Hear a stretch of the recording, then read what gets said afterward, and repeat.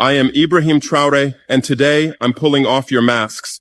Threatens to destroy my country, the State of Israel. The world watched. Netanyahu stayed silent. For 72 hours, Tel Aviv echoed with defiance. No statement, no press conference, not even a tweet, as if President Ibrahim Traoré's bold ultimatum meant nothing. But what followed?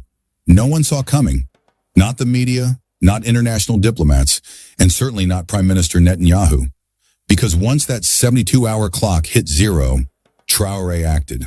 And his response didn't just send a message. It shifted the global conversation. From Washington to Paris, from Nairobi to Brasilia. Let's rewind. 72 hours earlier, Nairobi. At a historic summit of African and non-aligned nations, Burkina Faso's President Ibrahim Traoré stepped forward, confident, unscripted, unapologetic. He issued a deadline straight to Israel's prime minister. Recognize Africa's sovereign right to define its own alliances or face diplomatic disengagement from institutions, from commerce, from systems that fuel oppression. This isn't just about Gaza, Traoré declared. This is about dignity, about respect, about ending the era of Africa being treated as disposable. But in Tel Aviv, silence. Israeli state media dismissed it as symbolic posturing. Western coverage barely registered the warning. As the hours passed, Traoré went quiet until the final moment. Midnight GMT, the world holds its breath. No anthem, no ceremony, just a black screen. And then Traoré in full military uniform. One microphone, one voice, calm, measured, resolute. Since our calls were ignored, he said, we will no longer participate in silence. Then came 3 declarations, each more consequential than the last. 1, immediate suspension of all Israeli commercial activity in Burkina Faso, including banks, telecom operations, and defense contracts. 2, a call for a continent-wide summit of 15 African nations to establish a new coalition free from external pressure by former colonial powers and their allies. 3, a direct appeal to African nations hosting Israeli embassies to reevaluate their diplomatic stance, not in anger, not in war, but in principle. No nation has the right to ignore the voice of a continent, he said. Our deadline was not a threat. It was a mirror. And now the world must look. The broadcast ended.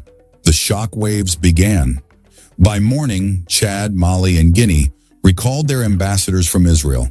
2 other nations suspended Israeli infrastructure deals.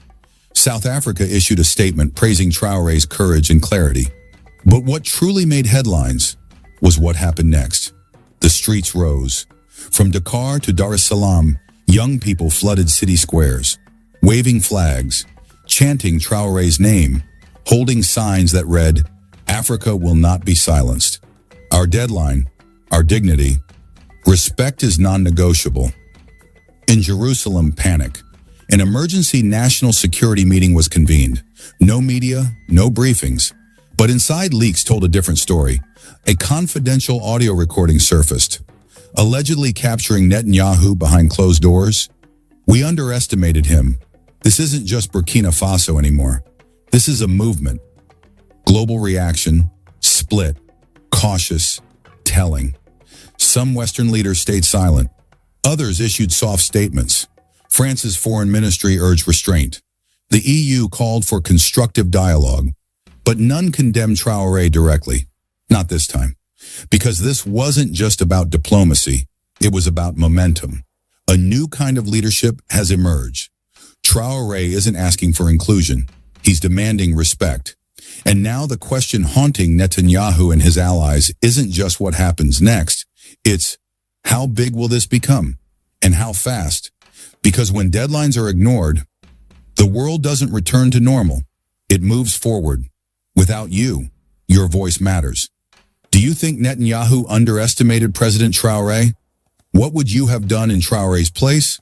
Let us know in the comments and tell us where you're watching from. If you felt the shift, if you sensed the tension, hit that like button. Subscribe for raw, real breakdowns of the moments shaping history. This isn't just politics. This is history and